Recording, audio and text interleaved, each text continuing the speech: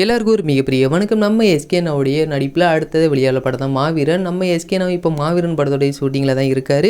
இந்த படத்தோடைய ஷூட்டிங் அப்படிங்க டிசம்பர் 10 முடிஞ்சிருக்கும் அப்படிங்கிற தகவல் இப்போ வெளியே வந்திருக்கு. இந்த படத்தோடைய ஷூட்டிங் முடிஞ்சதுக்கப்புறமா நம்ம எல்லாருமே எதிர்பார்த்தது SK21 இந்த படத்தோடைய ஷூட்டிங் அப்படிங்கிறது அடுத்ததாக ஸ்டார்ட் பண்ண போகிறாங்க அப்படிங்கிற தகவல் ஆல்ரெடி சொல்லியிருந்தோம். அதே மாதிரி இந்த படத்தோடைய ஷூட்டிங் அப்படி காஷ்மீரில் தான் ஸ்டார்ட் பண்ண போகிறாங்க.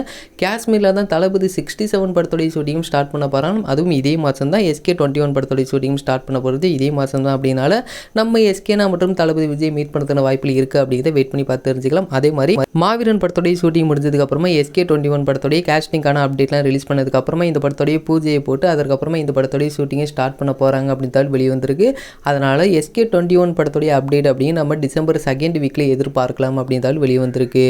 நம்ம எஸ்கேனா இந்த ஒரு படத்தில் கொஞ்சம் டிஃப்ரெண்டான கேரக்டர் ஃபுல் அண்ட் ஃபுல்லாக ஆக்ஷன் மூவியாக இந்த ஒரு படம் வரப்போகுது அப்படின்னு சொல்லியிருந்தோம். இந்த ஒரு படம் அப்படிங்கிறது ஃபுல் அண்ட் ஃபுல்லாக கண்டென்ட்டுக்கு முக்கியத்துவம் கொடுக்குற ஒரு மூவியாக இருக்கும் அப்படிங்கிற மாதிரி ஆல்ரெடி சொல்லியிருந்தோம். அப்படின்னால இந்த ஒரு படம் ராஜ்குமார் பெரியசாமி அவருடைய டைரக்ஷன் நம்ம எஸ்கேனுடைய ஆக்டிங்கில் எந்த மாதிரி வரப்போகுது, இந்த ஒரு படத்தோடைய டைட்டில் என்னவா இருக்க போகுது, இந்த படத்தோடைய ஃபர்ஸ்ட் லுக் அப்படியே நம்ம எஸ்கேனுடைய பர்த்டே அன்னைக்கு ரிலீஸ் பண்ண போகிறாங்க.